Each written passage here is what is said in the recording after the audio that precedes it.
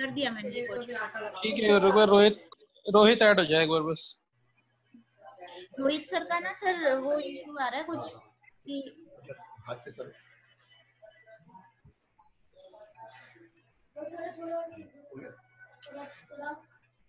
ये भी कौन सा था? दीवार कौन सा था? दाल का आटा लगाया।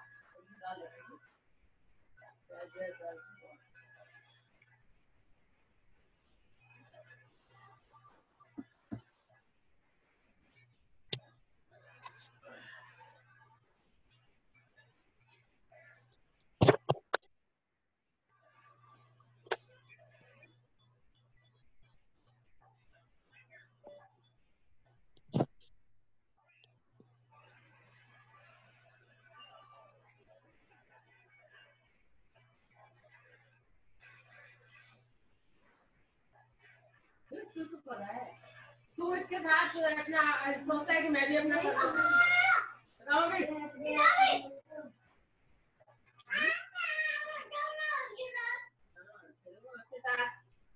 अपने आप खेलो। नीचे में बाल अच्छा, इसका मतलब है तुम्हें नहीं आता तो वही भैया ले आता है जानबूझ के। भैया नहीं ना समझ में आ गई कुछ भी लेते ना।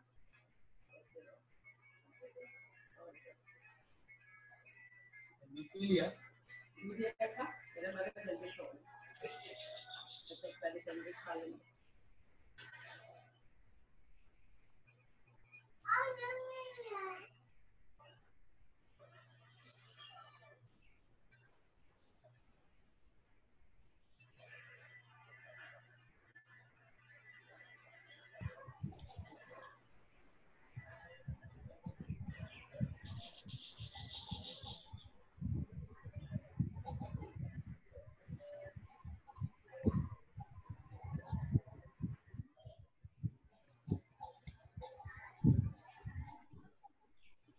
हेलो अगर क्लास चल रही थी देख हमारी कब से स्टार्ट होगी आजकल इसका नहीं आ रहा कुछ कब इसका आएगा रोहित सर इधर शेयर स्क्रीन का ऑप्शन है, वहां से शेयर कर लो आप।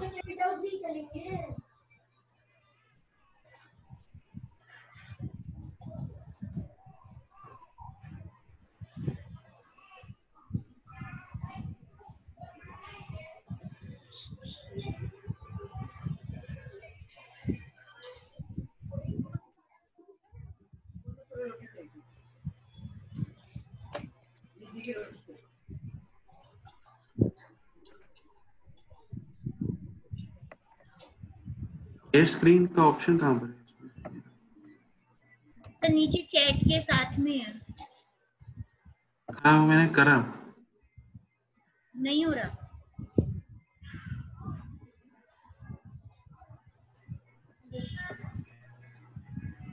सबको सुना दिखाई दे रहा है क्या? प्रेजेंटेशन दिखाई दे रही है? नहीं आ रही। हेलो, नहीं आ रही। नहीं सर अभी तक तो नहीं आ रही।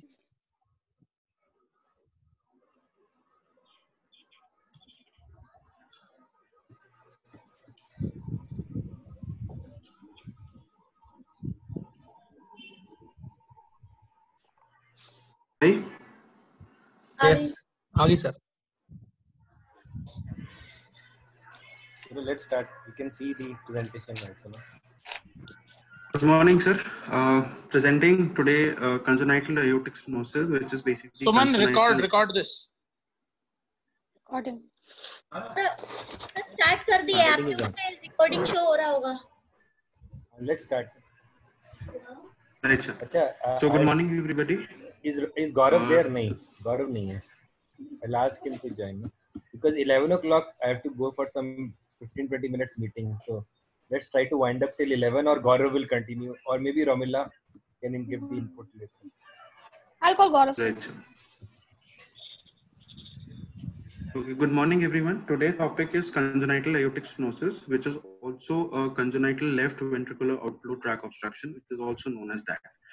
So the congenital obstruction of the left ventricular outflow tract comprises a heterogeneous group of disorders, with the obstruction potentially occurring below The congenital left ventricular outflow tract obstruction is caused due to obstruction at the valve. It can be fixed aortic stenosis, which can further be classified as supravalvular and subvalvular. So coming on to the valve abnormality causing the left ventricular outflow tract obstruction, there are number and types of cusp and have a unicuspid or quadricuspid and six-cuspid. So out of all these, the most common is bicuspid aortic valve, which is present bicuspid aortic valve. The unicuspid aortic valve can have a commissure or can have only or it does not have any commissure, which can be acommissioner or it can be unicommissioner. Then second can be bicuspid, which is most common. Tricuspid, like we have miniature, which is in the form of a small aortic ring, dysplastic, and inequality with or without equal commissures. Quadricuspid, in which we have 4 cusps, and six-cuspid, in which we have basically 6 cusps. So the 5 varieties of congenital abnormal aortic valves are based on the number and types of the cusps and the commissures. Unicuspid aortic valve is either acommissional or unicommissional. Unicuspid acommissional valve is characterized by a single leaflet with that is usually stenotic but can be stenotic and regurgitating as well. This type of congenital stenotic familial valve is found in the pulmonary location and rarely at the aortic valve. The typical valve is intrinsically stenotic, but if there is free edge, is sufficiently redundant and single commissure is not fused, obstruction is initially absent, but subsequently appears when the mobility is reduced by fibrosis and calcification. Coming on to the bicuspid aortic valve, this is the percentage data is taken from Perloff. A bicuspid aortic valve is the most common gross morphological congenital abnormality of the heart and the great artery. The estimated frequency in the general population is reported as 0.5% to 0.6%, 0.9 to 1.36%. The male and the female ratio is 2:1, and it is an autosomal dominant inherited genetic disorder. Acquired calcification of congenital bicuspid aortic valve accounts for approximately half of the surgical cases of isolated aortic stenosis in adults. So there are basically the morphological types of the bicuspid aortic valve depends upon the cusp. Characterized by 2 cusps of equal size, 2 cusps of unequal size, and cojoint cusps twice the size. The 3 morphological types of the bicuspid valve are fusion of the right and the left coronary cusp, fusion of the right and the non-coronary cusps, and fusion of the left and the non-coronary cusps, which is the least common. False raphe may be well formed, fenestrated or calcified, or it may be absent. If the free edges of the bicuspid valves are sufficiently long, if the cusps are thin and mobile, and if the commissures are not fused, the valve is functionally normal, unobstructed, which is usual condition at birth. So this is basically the classification of the bicuspid valve. This is type 1, which is in which there is fusion of the right coronary cusp with the left. This is the type 2, which is right and the left, and this is the non-coronary cusps with the fusion of the left with the non-coronary. Then there is another classification of the bicuspid aortic valve, which is the Sevier's classification, which is used for basically for planning the surgery or from the surgeon's point of view. So we have type 0, we have type 1, and we have type 2. The type 0 is the bicuspid aortic valve with no raphe.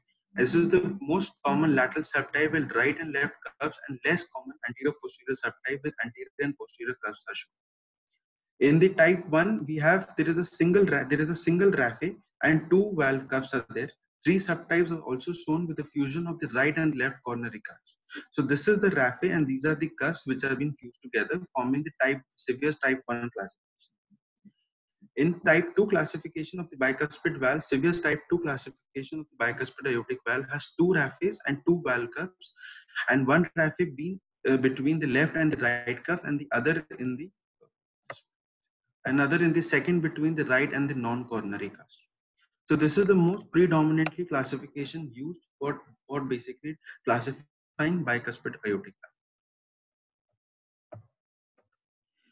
So if the commissures are congenitally fused, or if the free edges of the cusps are no longer than the diameter of the aortic ring, the valve is inherently obstructed. Fusion of the right and the left coronary cuffs are strongly associated with the coarctation of aorta, and if there is fusion of the right and the non-coronary cuffs are associated with the sclerosis of the bicuspid aortic valve begins as early as the second decade and the classification as early as the fourth decade. Calcification. The fibrocalcific process is more rapid in the bicuspid aortic valve, with cuffs of unequal size because of maldistribution of the tension during the diastolic closure. Rarely, the congenital bicuspid aortic valve is stenotic because of the myxoid dysplasia. Coming on to the tri-leaflet aortic valves, the third variety of aortic valve that can cause LVOT obstruction is the tri-leaflet aortic valves are congenitally abnormal, and when three cusps and three commissures are minimized with a small aortic ring, when the aortic valve is the site of myxoid dysplasia. Aortic valve with three cuffs, the diastolic force is equally distributed among the three cuffs and their sinus attachments. Cuspal inequality of the cuffs is common variation in normal trileaflet aortic valves, but results in unequal distribution of the diastolic force.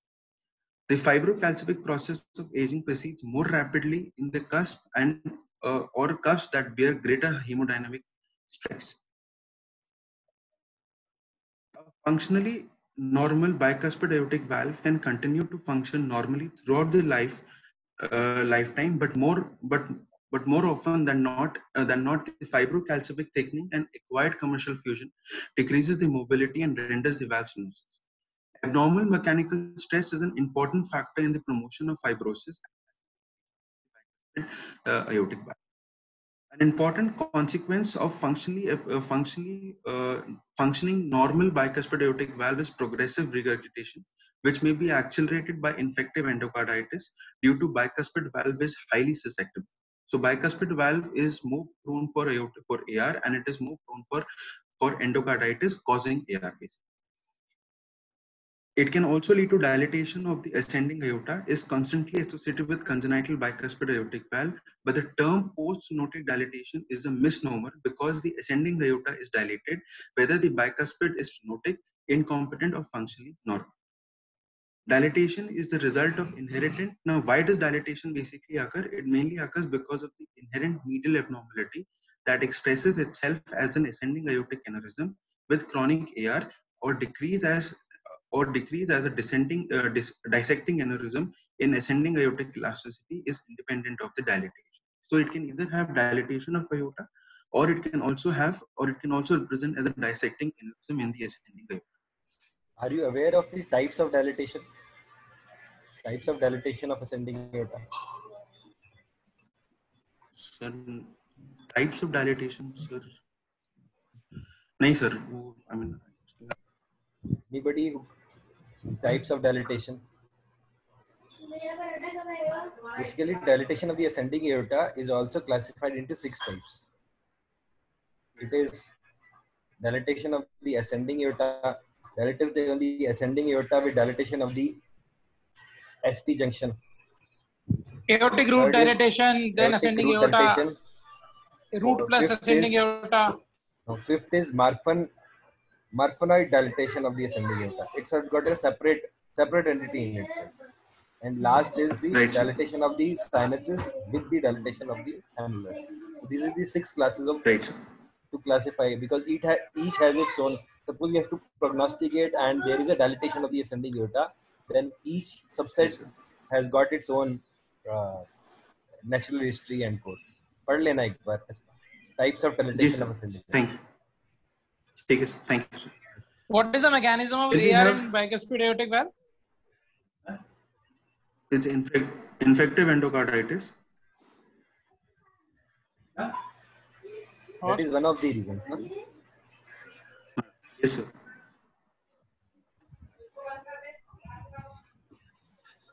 The next is quadricuspid aortic valve function can normally or cause incompetent but is rarely stenotic, and the 6 cuspid semilunar valves sporadically occur with truncus arteriosus. Then we have the next abnormality of the congenital LVOT obstruction is the fixed subaortic stenosis, and it accounts for about 15 to 20% of all congenital aortic stenosis. It occurs either in isolation, it may occur as separately, or may be associated with the congenital cardiac defects.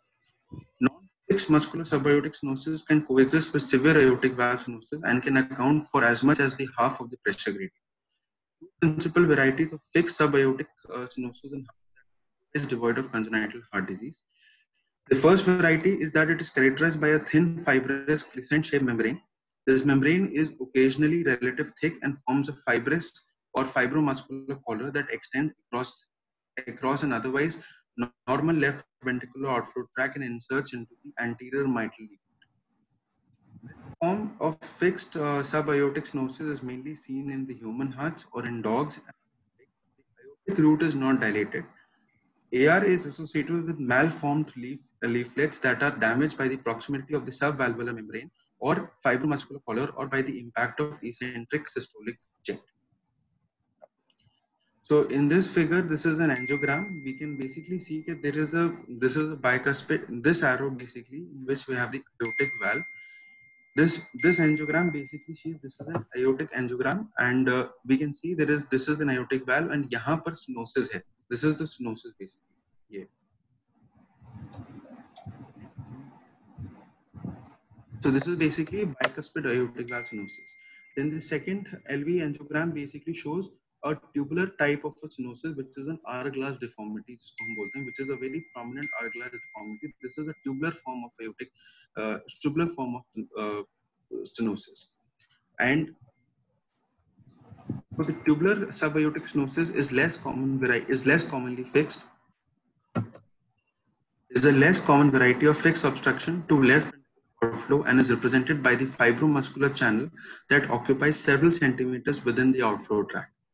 A layer of fibrous tissue extends onto the ventricular surface of the anterior mitral leaflets. The curve shows fibrous thickening as a discrete subaortic stenosis.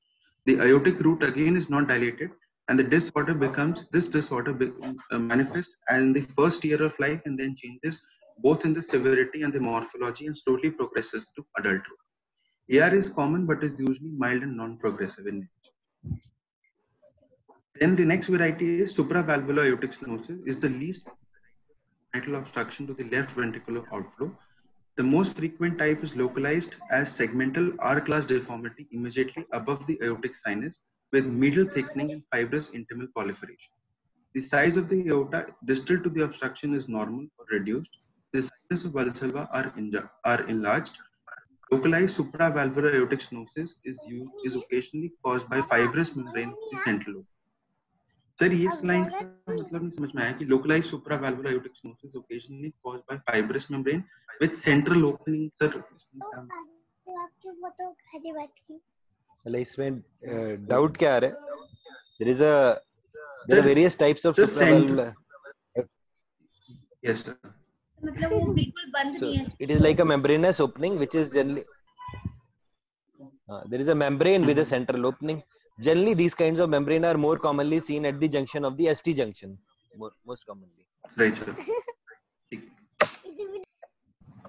Now, three additional features of supravalvular aortic stenosis include the anatomy of the extramural coronary arteries. You have to see for the coronary arteries or the coronary artery anomalies. The condition of the aortic leaflets and aortic sinuses. Because the coronary osteoe are proximal to the supravalvular obstruction, the coronary arteries are exposed to elevated left ventricular systolic pressure and become thick-walled and dilated. Coronary artery aneurysm have been described in association with supravalvular stenosis. Apart from that, there is a risk of hypertension as a risk factor for premature atherosclerosis. Renal abnormalities in the form of can also present the form of renal vascular hypertension. Generalized arteriopathy, like there is thickening of the entire arteries, and increased possibility of stroke may be associated with supravalvular aortic stenosis. Now, the hemodynamics or the physiological consequence of congenital aortic valve stenosis. Now, if the aortic valve is basically stenosed, the reflected response is on the left ventricle due to the increase in the. Because of the increase in the afterload, the left ventricle undergoes an adaptive response, either in the form of the hyperplasia, which is in cases of immature heart, there is hyperplasia, or it could be there is left ventricular mass in mature heart as a result of thermally differentiated cardiomyocytes. Immature heart is capable of capillary replication that is proportional to the cardiomyocyte replication. So papillary density remains normal and coronary flow remains, reserve also remains normal. Now, because of the increase in the ventricular mass characterized by the myocyte hyperplasia, there is proportionate growth in the microvascular bed sets that stage for low ventricular systolic wall stress and supernormal ejection fraction. The left ventricle thickens concentrically and the cavity size is normal. A greater force of left atrial contraction generates the end diastolic fiber length necessary for the left ventricular performance to appropriate for the increase after load without an increase in the end diastolic volume or the left atrial mean pressure. The physiological consequences basically depends upon the morphology of the obstruction, the degree of obstruction, the age of onset, and whether the obstruction is progressive or not. These are the four important things on which the physiological or the hemodynamics of the congenital aortic stenosis basically depend. In cases of subaortic stenosis, is not present in utero, but usually begins after first year of life and undergoes a progressive decrease in cross-section area. The subendocardium of the left ventricle in aortic stenosis is vulnerable to ischemia because of the selective decrease in flow. The subendocardium of the left ventricle in the aortic stenosis is vulnerable to ischemia because of the selective decrease in the perfusion and reduced cavity size that depresses the left ventricular contractility. A progressive rise in the left ventricular filling pressure in the left atrium will also lead to increase in the left atrial pressure, which will ultimately lead to pulmonary arterial pressure and which provokes the right ventricular failure. The clinical features: the obstruction of the left ventricular outflow tract is generally a gradual progressive disease which produces symptoms only late in the disease course. So why does ischemia happen with subendocardial compression? What kind of resistance vessels are affected? Because of the increase in the LV and left ventricular end diastolic pressure की वजह से. So there are three levels of resistance in coronary circulation. R1, R2 and R3. R1, which R2 is, and R3. What is getting affected here? It is basically the R3 which is getting affected. Yes. External compression. So this is one of the mechanisms of angina in aortic stenosis. What are the other mechanisms? Right. It can be myocardial oxygen demand and supply mismatch. It can be any underlying coronary artery disease. And third is the increase in the left ventricular and diastolic pressure causing R3 vessel resistance, and the increase in the resistance of the R3 vessels. Okay. Coronary artery disease because of the aortic stenosis itself. Aortic stenosis itself is associated with coronary artery dilatations and abnormality, na? Even degenerative AS. But sir, in later life, it is also said that one of the reasons which I was reading is atherosclerotic coronary artery disease can associated with AS can also Yes. Basically, both have same pathophysiology, no? Same thing, yes. No? If it is dilated, it is tortuous, it will lead to all those more shear stress and more predisposed to atherosclerosis. Yes, sir. And that is the reason for ECG changes of ST Strain. changes also strain on aortic stenosis. Yes. So the clinical feature, mild to moderate aortic stenosis is generally asymptomatic. Common symptoms with moderate to severe aortic stenosis is fatigue, exertional dyspnea, angina, and syncope. Effort dyspnea and fatigue reflect inadequate increment in the effort syncope arouses suspicion of aortic stenosis in an asynotic patient with a prominent cardiac murmur dating from infancy or childhood. Syncope depends on the degree of obstruction and its morphological type. Syncope can be recurrent, sudden death, looms as a threat. The risk in children is small.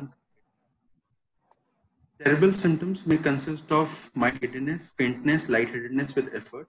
Syncope-induced hypotension may provoke electrical ventricular instability in atherosclerotic coronary artery disease, but not in young patients with aortic stenosis or normal coronary. Angina is another important feature which occurs in young patients as a symptom of that arrest the attention. Inappropriate diaphoresis increases with the onset of congestive heart failure, especially in neonates. Familial and non-familial types of supravalvular aortic stenosis are the basis of the following classification. Non-familial with normal feces and normal intelligence, and non-familial with Williams syndrome. Another potential risk of infective endocarditis is seen in all types of congenital aortic stenosis, mainly in the bicuspid aortic valve, which is vulnerable whether it is functioning normally, stenotic, or incomplete. It is more common. This congenital aortic stenosis is more common in males, and male prevalence is less common in super.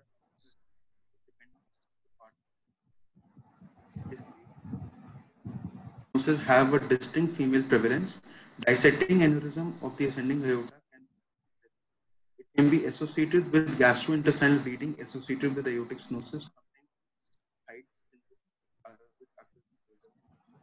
Angiodysplasia can also lead to can also designate offending lesions that tend to be present in the ascending colon, but may be disrupted throughout the gastrointestinal tract.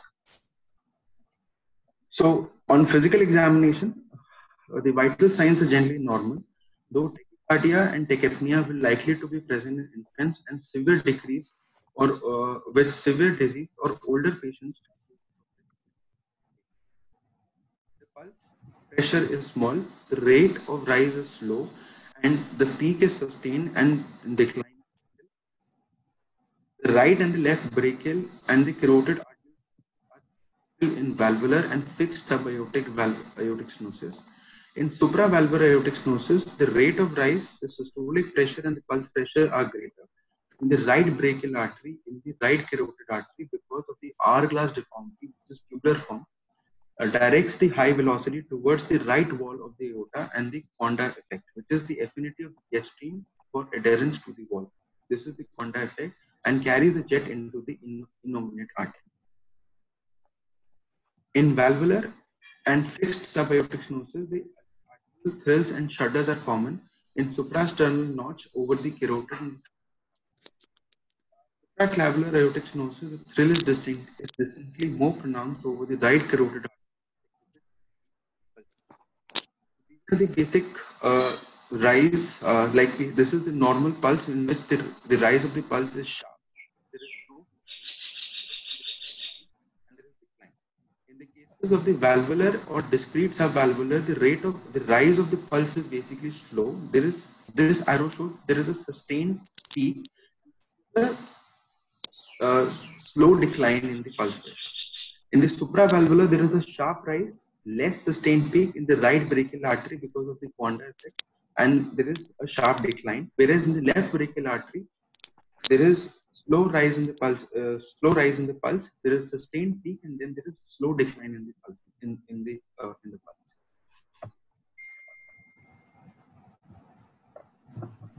JVP.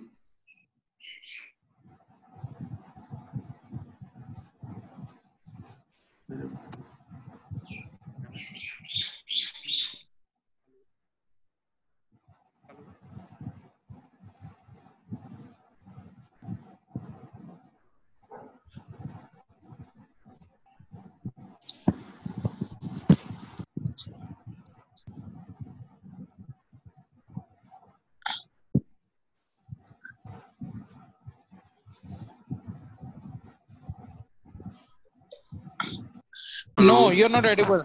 Hello. Now am I audible? Hello. Yeah, now you're audible.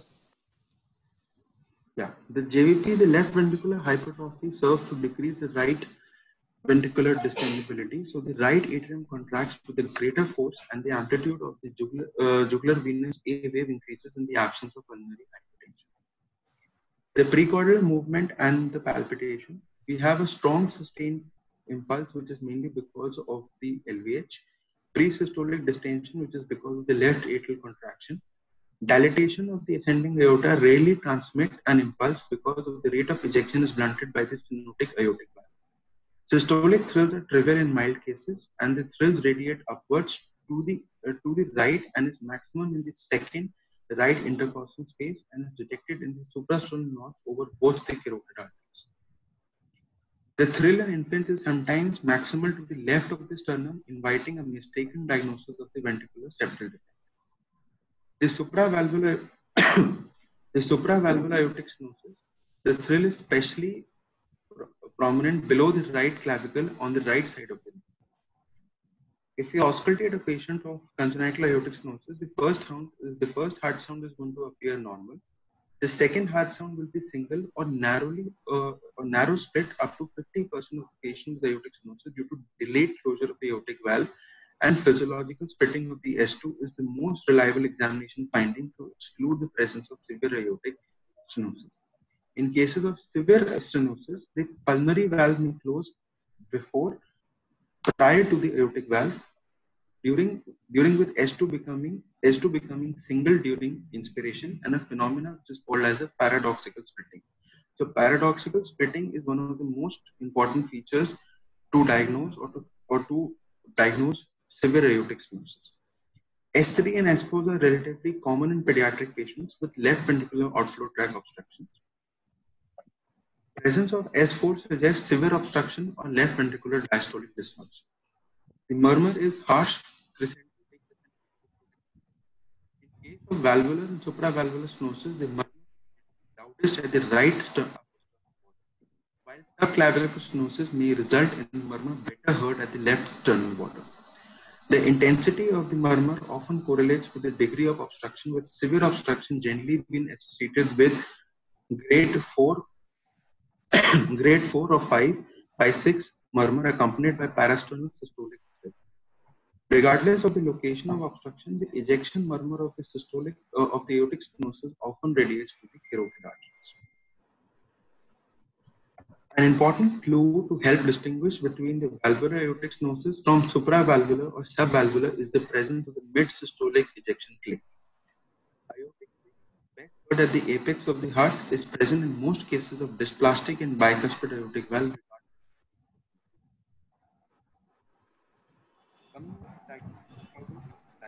Diagnostics of aortic stenosis. If you do an ECG of the patient, we will see the most prominent feature would be left. The P waves are usually normal. Broad notch P waves are exceptional and are likely to indicate QRS is normal and duration does not depend upon the severity of the AS. The QRS duration has nothing to do with the severity. Depolarization is clockwise, so the Q waves appear in lead 3 and A wave. Left ventricular hypertrophy is manifested by tall R wave in lead 2, A wave, and deep S wave in lead 1, tall R wave in V5 and V6. The T waves are usually point in the direction of the opposite of the QRS complex. Right ventricular hypertrophy occurs when mild to moderate cases. Supravalvular aortic stenosis is accompanied by severe pulmonary artery stenosis. So these are the ECG. We can very well make out that there is a tall R wave in lead 2, in lead 3, along with A wave, and there is a deep S1, a deep S wave in V1 and V2, and we have prominent R wave in V5 and V6, and we have T wave inverted in V4, V5, and V6, which is a typical characteristic feature of a patient of left aortic stenosis having left ventricular hypertrophy. Then we have two types of X-rays. One is the neonate, and second is the adult X-ray. In the neonate, this is an X-ray of a 48-year-old male with unicuspid aortic valve stenosis. The ascending aorta, we have cardiomegaly, and we have pulmonary venous congestion with unicuspid aortic valve stenosis. And this X-ray on the right is basically an X-ray of a bicuspid aortic valve, where we can say that the aorta is dilated, and all the more, and rest of the X-ray appears to be normal except for there is dilated aorta. Anything else? Anybody would like to add something? Hello? No, you go ahead. Echo. Now, in echo findings, the parasternal long axis view, the parasternal short axis view are mainly done for the assessment, and the parasternal subcostal and apical two-dimensional imaging will provide type of aorta, a type of stenosis, whether it is valvular. Once we are able to diagnose or once we are able to find out the morphological abnormality, then we have to the severity of the aortic stenosis, which is done by Doppler method. So severe stenosis is basically defined when the peak velocity across the aortic valve is 4 meters per second, or the mean gradient is more than 40 millimeter of mercury. In the setting of low gradient due to decreased cardiac output, aortic valve area is 1 or index valve radius 0.6 is also inconsistent with severe aortic stenosis. Moderate stenosis is defined by a peak velocity of 3 to 3.9 and with a mean gradient of 20 to 39, and mild stenosis is 2.0 to 2.9 meters per second with a mean gradient of 20 less than 20 equal or less than 20 millimeters per second. Then the next modality for diagnosing aortic or for basically assessing aortic stenosis is cardiac catheterization and angiography. It is a gold standard and it is used for both therapeutic and can be done by antegrade method via transeptal puncture or by retrograde method by directly measuring. Now these are certain graphs. This is basically a normal mechanism that happens, which says the green part basically appears the left ventricle. The green part, the green waveform basically is the left. This is the aortic and this is the LVOT. This is in the aorta. So this is a pullback technique. This is a pullback recording of a normal individual with aortic stenosis. The left ventricular pressure is this is, if we please follow the arrow, this is the asterisk where we see the left. This is the left ventricular and diastolic pressure. So once the pullback is done, so once the catheter is pulled back from the left ventricle to the aorta, there is no drop. The peak-to-peak systolic gradient is maintained, and there is no stenosis during the process of pullback. In this waveform, this is a pressure pullback recording of a patient with valvular aortic stenosis. The left ventricular and diastolic pressure is elevated, and when the catheter is pulled back from the left ventricle towards the aorta, there is a difference in the peak-to-peak systolic gradient. And then in the LV and aortic pressure tracing, representing the peak systolic ejection gradient. The third waveform is basically of the subvalvular aortic stenosis. In this, the left ventricular and diastolic pressures are very high, and once we pull it back, so when the peak systolic pressure drops at the point when the catheter is pulled past at the site of obstruction, the waveform continues to resemble a typical LV tracing, indicating that the stenosis is below the aortic valve. As with the valvular aortic stenosis, the LVDP is elevated. And the fourth one is supravalvular. So once this is the left ventricular, the end diastolic pressures are high. There is a normal transition from LV to aorta. To aorta, there is normal transmission. But when left ventricular outflow track में जाते हैं, so there is a fall in the pressure, denoting supravalvular aortic stenosis. Dr. Rohit. Dr. Gaurav is asking two questions. I will repeat it for you. The first question is that how will you determine LVDP on a Echo. cath tracing? No, cath.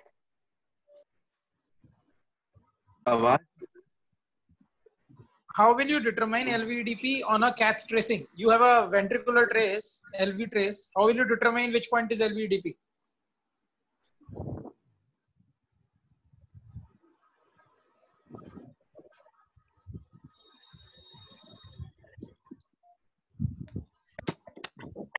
So what is systole? Anybody what is can take it, no? Ajay sir is on back now. Anybody can take this question, no? When do you, how do you see LVDP on a? What do you see for looking at the LV?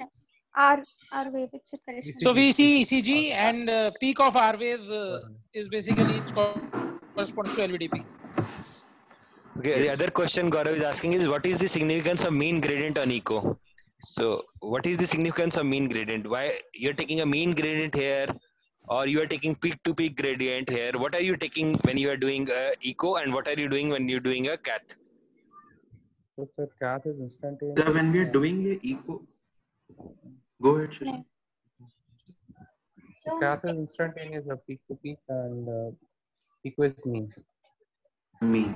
No, On catch tracing, Pramila, sir. Yeah. So So I'd like to the say that peak-to-peak gradient is taken in CAT. That is a right. difference between LV systolic pressure and aortic pressure. And peak instantaneous gradient is taken via Doppler. That is maximum gradient present when simultaneously aortic pressure is subtracted from left ventricular systolic pressure. But what happens in AS is that peak instantaneous pressure increases than peak to peak because it overestimates the pressure gradient. Doppler overestimates the pressure gradient. So to overcome this problem, we need to take mean pressure. By calculating in CAT, we calculate with this area under the curve, and in ECO, we take mean gradient. yeah. So as Romila is saying, no, whenever we are taking instantaneous gradients, we are likely to get more gradients. So that was a falsy. So what to use in echo came the point, no? So it was decided to take a mean gradient. But because ideally peak to peak gradient cannot be taken on echocardiography, which is ideal. Yes, sir. Understand? That is why this whole thing came up. Okay, let's continue. Also, the peak of artery is a little later than ventricular trace when we just superimposed over each other. So the peak to peak instantaneous gradient is usually faulty. That is why we have to take an integral of the difference during entire cardiac cycle or maybe entire systole. Yeah. Okay. Right. Let's So continue. the next modality is LV angiograms, and LV angiograms can also be done to determine the assessment of aortic congenital aortic stenosis. That is, in cases of valvular aortic stenosis, now if you look at this angiogram, this is a retrograde approach to from the descending. The catheter goes from the descending aorta to the arch of aorta and to the ascending aorta. And the contrast injection, if you give the contrast injection, basically reveals a doming aortic valve with narrow effective orifice. And this aortic valve is basically bicuspid, which is basically visualized in the lateral projection. And the aortic valve annulus can be measured. This is the aortic measurement of the aortic valve annulus. And to determine the balloon size for balloon aortic valvuloplasty. Of note, there is post-stenotic dilatation of the ascending aorta as well. Second form is that the second form of LV angiogram or the kind of representation that we get is in subvalvular stenosis is that the catheter is basically retrograde in the left. The contrast injection, there is discrete subaortic membrane. If you look at this arrow, which is the white arrow in this photo, this is basically a very discrete or a thin membrane subaortic. This is the aortic subaortic membrane. Please tell me if I'm rightly pointing or not. This is the subaortic membrane. This is the subaortic. Right, sir. Below the left aortic valve in the left ventricular outflow tract.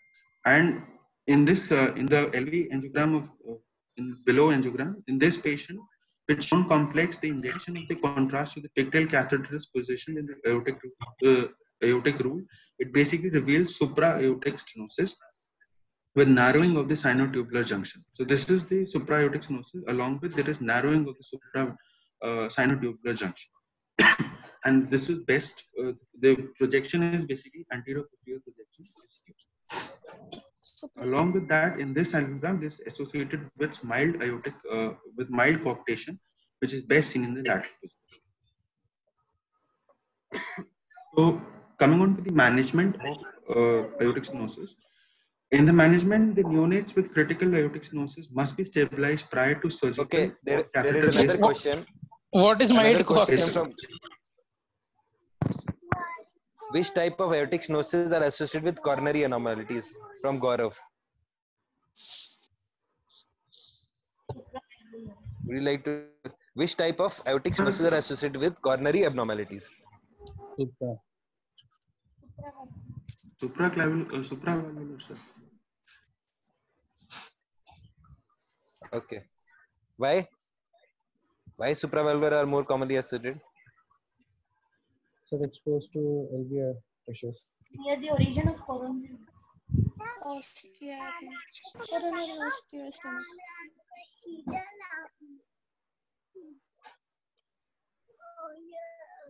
pressure because of the increase in the pressures in coronary artery pressures. Okay, I think this explanation you gave Yeah, when you were describing arteriopathy, sir. It's arteriopathy. Elastin arteriopathy. arteriopathy is always more predisposed when there is supravalvular aortic stenosis. Okay. So there are And three coronary mechanisms artery is proposed. side. One is abnormal valve, one is associated aortopathy. ठीक है? Okay. And coronary artery are the site for elastin arteriopathy. Yeah. Okay. Okay. Coming on to the management. Neonates with critical aortic stenosis must be stabilized prior to surgical or catheter-based intervention, and patency of the ductus arteriosus must be maintained with setting in which the medical therapy is indicated as hypertension management in patient with bicuspid aortic valve or aortic stenosis, antihypertensive therapy with asymptomatic aortic stenosis with beta blockers and ACE. Yes, I will not be able to give input now because I have to join another meeting. Gaurav will take over. Gaurav, right, sir. Gaurav, mic is not working. So just keep a tap on the chat box for his inputs. Mohit can keep the tab on the chat box, no? Okay, sir. Okay. Right. Okay. So the prevention of infective endocarditis by the use of antibiotic prophylaxis is not indicated.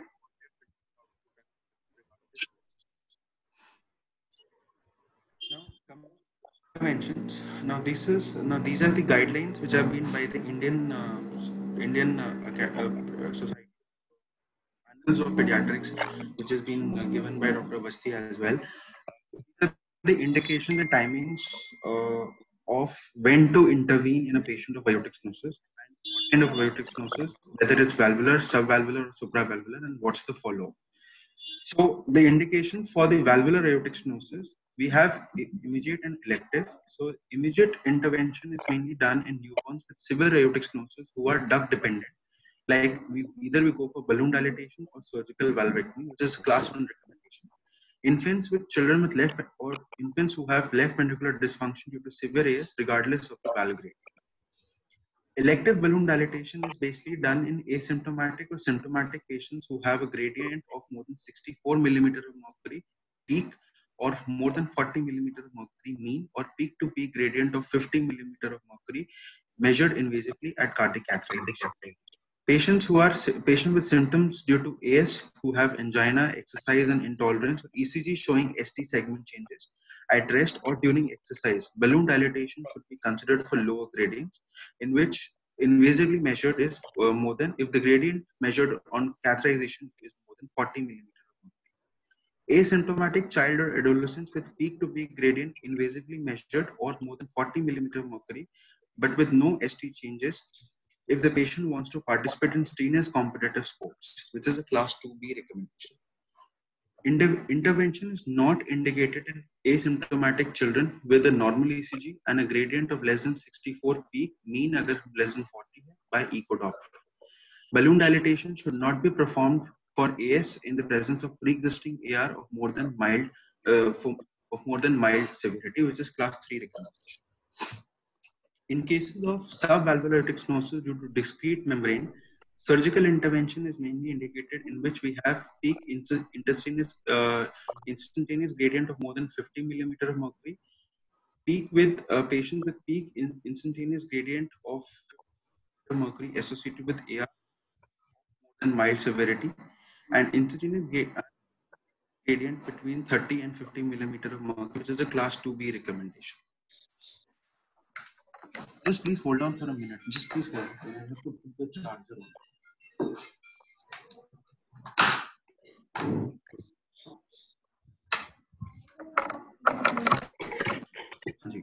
Yes. Symptomatic patients with peak instantaneous gradient of less than 50 millimeter mercury in the following situation: the presence of left ventricular dysfunction when pregnancy is being planned, when the patient plans to engage in strenuous competitive sports.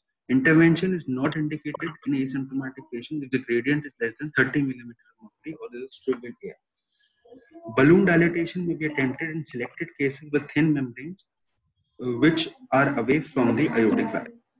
In cases of supravalvular aortic stenosis, the surgical intervention is mainly indicated in symptomatic patients who have gradient of more than 64, mean more than 50 millimeter on Doppler. Patients with mean Doppler less than 50, if they have the following, which is class 1 recommendation, is symptoms attributable to obstruction, left ventricular systolic dysfunction, severe left ventricular hypertrophy attributable to obstruction, and evidence of myocardial ischemia due to coronary artery infarction. Asymptomatic patients with gradient of 50 millimeter of mercury may be considered for surgery when the surgical risk is low. All patients of AS are advised to maintain a good orodental. Coming on to the recommendations after this treatment is done, the recommendations follow. Patients require a lifelong follow-up, clinical assessment who have undergone valve replacement, periodic monitoring of follow-up after valve intervention should be done manually. Echocardiography is the mainstay for the follow-up for the assessment of aortic valve and ventricular function. Patients who have significant AS are planned for intervention should refrain from any sporting activity. Those with asymptomatic moderate stenosis can exercise with low or moderate intensity. Infective endocarditis prophylaxis is recommended in patients with prosthetic valve. However, all patients with AS are advised to maintain good orodental hygiene. That is all for the presentation. Sir is asking for balloon sizing for valve 2. Sorry? Hello? How to decide Yeah, balloon? Gaurav sir is asking what is the balloon sizing? Balloon sizing. Okay, it's 90 to 100% of the aortic valve diameter. Hello. You are audible, Dr. Ramila. Yeah, it is 90 to 100% of the measured aortic valve annulus. Okay. Yeah. Okay. Okay, Sir, this is how the much answer. INR is required by after AV replacement? In fact, I think it is equivalent to annulus only. Whether you can go ahead and balloon to the size of annulus, as far as I remember in BAV. Yeah, it is 90 to 100%. That's what I'm saying. Of aortic valve annulus. Okay. And the second question is, how much INR will you like to maintain after doing a AVR. aortic valve replacement? 2.5 to 3. 2 to 2.5. 2.5 to 3.5. 2 to 2.5. Would you like a higher INR than mitral or lower? Lower. Low. Right. But 2.5. I think in mitral it's 2.5 to It's higher. 3.5. no. What Mohit is asking is, why do we need a higher INR in mitral MVR and lower in AVR? I think it is something to do with the pressure gradient. To do with the because mitral is more like we have a higher LA, we have blood coming from the LA, and then we have going to the left ventricle. Yeah, Hello? Definitely. Because there is a higher gradient Yes. between that of LA pressure and Gradient. LV pressure compared to that of LV and aorta. And the INR which we are going to maintain is 2 to 3 in case of AVR and 2.5 to 3.5 in case of MVR. In MVR. With the newer generation of valves like Onyx, we can even go down up to 1.5. Okay.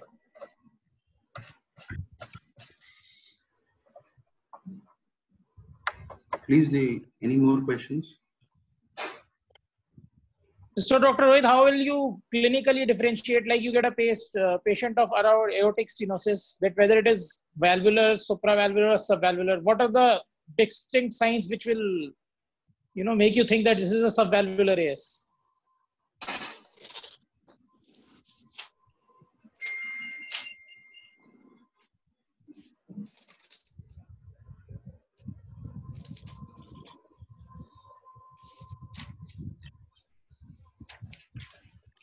Because you will be getting ejection systolic murmur in all, whether it is supravalvular, subvalvular, or valvular. Hello?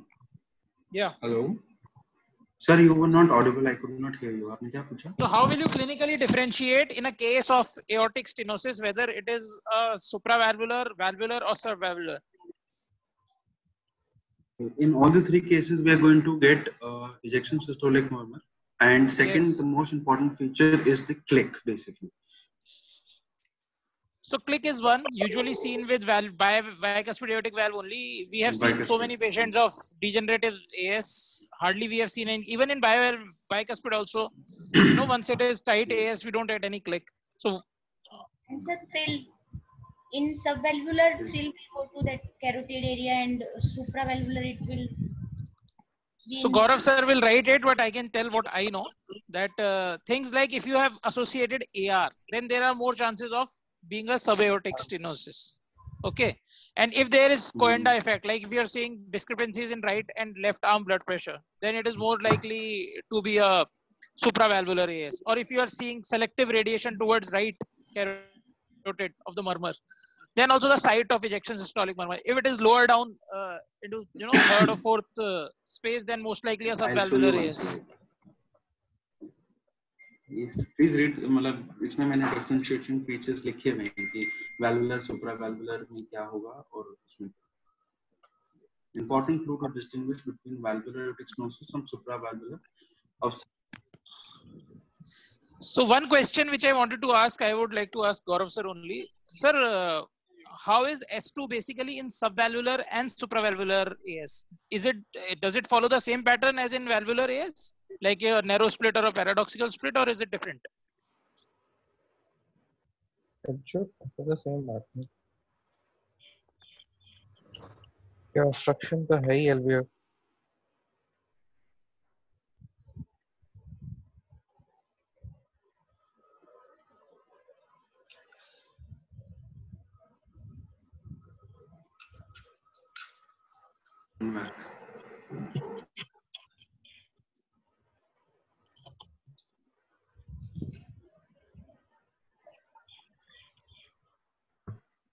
Gaurav sir ने कुछ पूछा है क्या?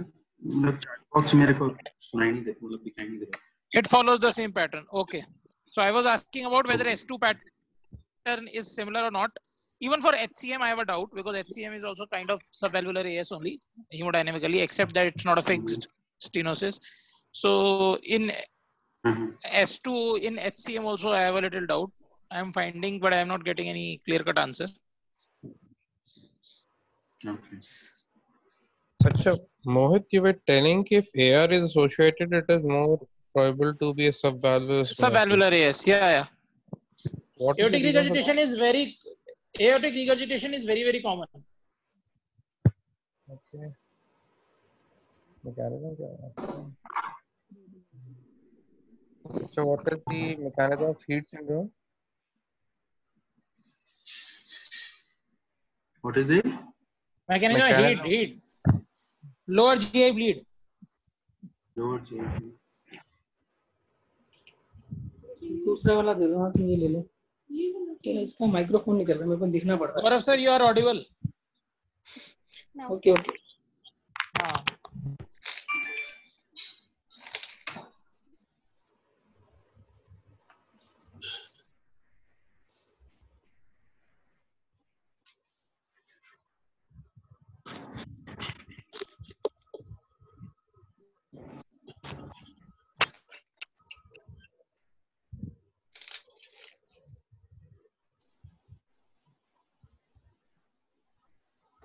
Hello.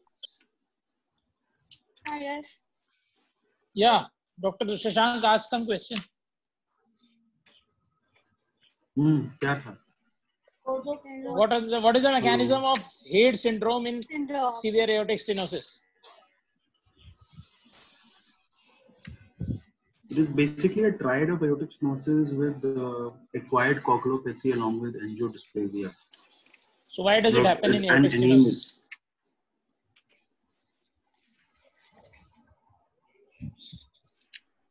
I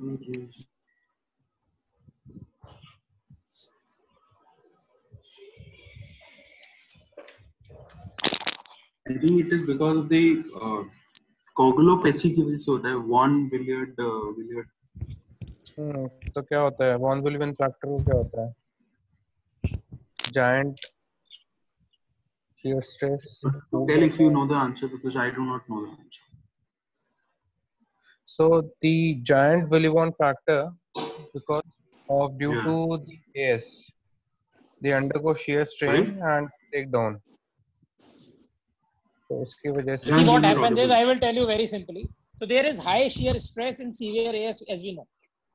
So what happens is that the von Willebrand factor, which is a very large factor, okay, ADMTS वाला जो हम पढ़ते थे, there is increased breakdown of this particular factor, which causes coagulopathy and increased chances of both angiodysplasia as well as bleeding.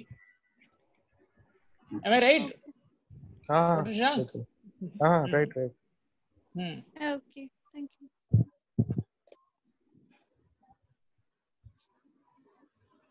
और कुछ doctor गौरव का चल गया ना माइक अब तो? Yeah, even I don't know about this. अच्छा Yeah. मिल हाँ सर ये नहीं पता. ब्राउनवर्ड सर हाँ और ये Yeah, it's not written in Moss and Adamson. नहीं it's in Brownwood. Brownwood. I sent a picture on the group also. And everyone study combination lesions भी अच्छे से Brownwood से पढ़ लेना, combined lesions. क्योंकि तुम्हें तो single lesion तो मुझे नहीं आएगा अगर ये आएगा तो. ठीक है. कौन सा किसकी फाइंडिंग प्रिडोमिनेट करती हैं जब दो लीजन साथ में होते हैं, वो अच्छे से जरूर पढ़ लेना. और ये वाली गाइडलाइंस हम बहुत सिंपल है, पता है, काफी अच्छे से लिखी हुई है, कुछ भी बकवास हाँ सर ये नहीं बहुत सिंपल दिया हुआ है, बहुत अच्छा दिया. एटलीस्ट क्लास 1 क्लास 2 इंडिकेशन तक तो सबकी आनी चाहिए कि किसके लिए कब क्या काम करना है. ठीक है. और सर सारे कंसाइज है, एएसडी वीएसडी. हाँ वही तो कह रहा हूँ, काफी चीजें काफी कंसाइज है. इनफैक्ट तुम काफी चीजें उसी से पढ़ सकते हो. इनफैक्ट काफी सारे एएसडी वीएसडी काफी चीजें अच्छी से लिखी हुई हैं.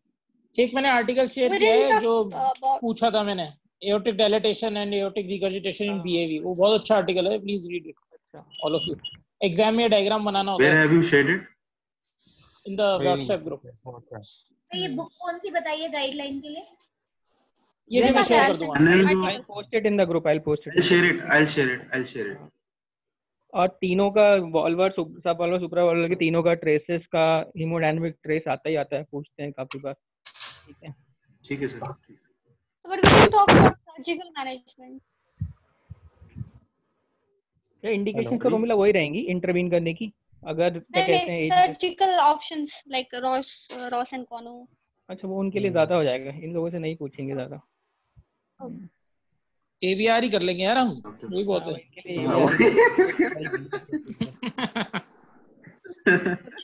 वैसे होता क्या है, what is Ross procedure? Ross procedure पूछते हैं. What is Ross procedure doctor Rohit? हाँ Rohit, Ross procedure. Ross procedure is basically in this what happens is कि द पल्मोनरी वाल्व को हटा के हम एओर्टिक वाल्व पे लगा देते हैं और पल्मोनरी वाल्व के ऊपर हम एक प्रोस्थेटिक वाल्व लगाते हैं. मतलब वॉल्व में लगाते हैं. एक्चुअली यही करते हैं. रोहित, जब भी हमें कभी ऑप्शन चाहिए हो तो हम हमेशा चाहते हैं कि लेफ्ट साइडेड ऑब्स्ट्रक्शन में कुछ भी हो तो जो left sided pathway system circulation का वो प्रिजर्व्ड रहे. हमेशा हम पल्मोनरी सर्कुलेशन के लिए कुछ ना कुछ अल्टरनेटिव पाथवे एक्स्ट्रा मतलब सर्जिकली क्रिएट कर सकते हैं. चाहे RB2 पे कॉन्ड्यूट शंट, किसी भी तरह का ग्लेन शंट, कुछ भी कर सकते हैं. तो इसलिए इसमें भी ऐसे करते हैं. अगर स्मॉलर चाइल्ड है इन विच यू आर, अगर एडोलेसेंट है, बड़ा है जिसमें हम adequate size aortic valve place कर सकते हैं तो will go for aortic valve replacement. लेकिन if it's a very smaller child, very difficult to repair and is very symptomatic, will be very hypertrophied and he needs a replacement, हम किसी भी तरह wall को नहीं बचा सकते. तो in that case they use the pulmonary valve in place of aortic valve. और pulmonary valve की जगह हम RB2 के conduit लगा सकते हैं. ठीक है, या तो bioprosthetic valve बोल रहा है वो लगा सकते हैं. ठीक है, तो हर condition it's a good long term follow up है. इसका अराउंड 10-12 इयर्स की सीरीज भी है. 90% टाइम्स फ्री फ्रॉम रीऑपरेशन, कुछ 70-80% टाइम. हां एटलीस्ट इसलिए चाहे पेडियाट्रिक वाले में प्रोसीजर्स में एटलीस्ट बहुत डिटेल में नहीं, अगर तुम लोगों को उतना पता होना चाहिए कि एटलीस्ट उस प्रोसीजर में करते क्या है और उसकी इंडिकेशन क्या है, क्यों करते हैं. और ये करता भी हर कोई नहीं है. It's done at very very selective centre. हां बहुत सिलेक्टिव सेंटर्स ही करते हैं. सही कह रहे हैं. आई डोंट थिंक इंडिया में होता है सर. नहीं करते हैं यार, लेकिन पीपल मैंने अपोलो में नहीं देखा, मतलब जब वहाँ पे यहाँ पे भी एक भी नहीं देखा. जब से मैंने देखा नहीं, मैंने भी पढ़ाई है. लेकिन मायोट में डॉक्टर रॉबो हैं, डॉक्टर रॉबर्ट हैं, वो करते हैं चेन्नई में. उनका ही सुना है. सर कोनो क्या है? Resection of the conal septum. तो बोला कोनो मॉडिफाइड कोनो में क्या फर्क है? Cono is basically Ross plus resection of conal septum. Why do we do that? So when there is alveolar obstruction due to any membrane or subvalvular. हाँ, subvalvular के लिए membrane को हम टोटल निकालते हैं. membrane. Subaortic membrane have around 15 to 20% chance of recurrence. बहुत कम दिख जाता है इनफैक्ट. ठीक है, तो they regrow. नहीं तुम अगर बेस से नहीं हटाते ना तो they usually regrow around 15 to 20%. तो they develop कि modified कोनो करते हैं. Modified कोनो में क्या कर रहे हैं? Subvalvular ridge तो पूरा membrane तो हटा ही रहे हैं, साथ में they create a VAC. तो वेंट्रिकुलर सेप्टम का भी थोड़ा मस्कुलर पार्ट से वहां से भी वो हटा देते हैं, उस VSD को फिर पैच से क्लोज कर देते हैं, क्योंकि कुछ भी टिश्यू छूट जाता है तो there always chance of week. तो फिर लोगों ने मॉडिफाइड कोनो बना दिया. हां, VSD क्रिएट कर लेते हैं पूरा और पैच से बंद फिर VSD को पैच से बंद कर देते हैं. तो इसलिए कुछ भी टिश्यू नहीं रहता तो रीग्रोथ के चांसेस कम होते हैं. अच्छा गौरव सर, अगर बीच में किसी भी हमारे सीरीज में ना कोई अप्लाइड सीरीज हो, मतलब केस सीरीज हो जो इम्पोर्टेंट पूछते हैं, तो आप वो बता देना. मतलब ऐसा करना क्या? ठीक है, मैंने तुम लोगों को नेचुरल हिस्ट्री वाली प्रेजेंटेशन दे रखी है. आई थिंक मोहित ने ले ली है. हाँ मेरे पास है. उसमें भी काफी डॉक्टर शशांक के पास भी है. अच्छा हाँ, बाकी लोगों को एटलीस्ट जो एग्जाम होंगे उनको दे देना, वो अच्छी बनी हुई.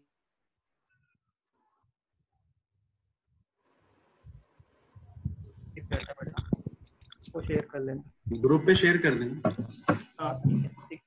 अच्छा, AR in subvalvular is as much as 60 to 70% of patients. हाँ AR बहुत कॉमन है, वो पूरी करता है सबवल्वुलर टिश्यू के साथ में AR बहुत कॉमनली दिखता है उनमें.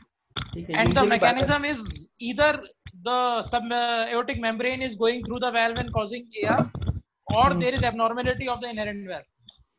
यूजुअली सब काफी सारों में इनहेरेंट abnormality वॉल्व की भी होती है सबवल्वुलर के साथ में. AR अच्छा है.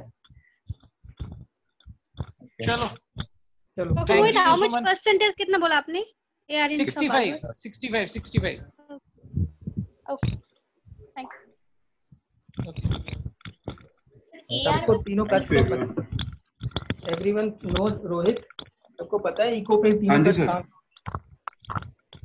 बाइकस्पिड सर आपकी आवाज नहीं आ रही. सॉरी यार, I was not there initially. वो सब डिस्कस कर लिया ना कि मोस्ट कॉमन कौन से कट्स का फ्यूजन है. नहीं ओके. RNC वो AS और AR किस में होता है वो डिस्कस नहीं हुआ. हाँ ये बताओ, यही मैं पूछना चाहता था. Where most common is AS and where most common is AR. हाँ. और ये भी पहले तो इनफैक्ट ये बताओ कि ये तीनों तुम में से कोई भी बताओ कि कट्स होते कहाँ पे हैं. एक शॉर्ट एक्सिस व्यू बनाया है ऑप्टिक वॉल का. Where will be NCC, where will be RCC, where will be LCC. Manjeet को भी नहीं आता होगा, बता सर. LA के साथ. हाँ, तो टुवर्ड्स द एट्रियल वॉल होगा, वो क्या होगा? NCC. तू मत बोला ना. RA के साथ. और जो टुवर्ड्स द जो ट्राइकस्पिड वॉल की तरफ होगा, RB की तरफ, RCC. ठीक है, RB की तरफ. और लेफ्ट साइड पे जहाँ पे RB-OT आ रहा होगा वहाँ पे LCC. ठीक है, शॉर्ट एक्सिस में. सिमिलरली उसी को लॉन्ग एक्सिस में भी सोच सकते हो. लॉन्ग एक्सिस में तुम सारे एओर्टिक वॉल देखते हो ना, सारे VSD एओर्टिक वॉल कोलैप्स होता है, इसलिए RCC ज्यादा कोलैप्स करता है ना. तो टुवर्ड्स RB-OT जेट जा रहा होता है. जो एंटीरियरली टुवर्ड्स RB-OT है वो RCC है. सबसे नीचे LA है, उसके साथ सामने जो है वो NCC है. ठीक है, लॉन्ग एक्सिस में RCC और NCC. हाँ, अब बताओ कौन बता रहा था कौन सा सबसे मोस्ट कॉमन है और किसमें AS ज्यादा होता है, किसमें AR? LC. RCC plus LCC is the most common. And most common with this is aortic stenosis. With AS and then RCC plus NCC. Second one. That is AR. ठीक है, ठीक. And least common is LCC with NCC. Rohit, are there any more slides? No, I think he's no, there's no more. I mean, he's done. I'm done. So what is tomorrow? Tomorrow is, I think, LV inflow obstruction. Manjeet's presentation. Congenital MS. Chalo. I won't be able to join tomorrow. I have a duty. Thank you ठीक है बाकी चलो okay जो thank भी you topics होते हैं ना उनसे रिलेटेड पीडीएफ जिसके पास जो है वो ग्रुप में शेयर कर ले करो so that everyone can see. या ठीक है। Okay thank you Okay, thank you. Bye. Bye bye thank you doctor. Okay, Dr.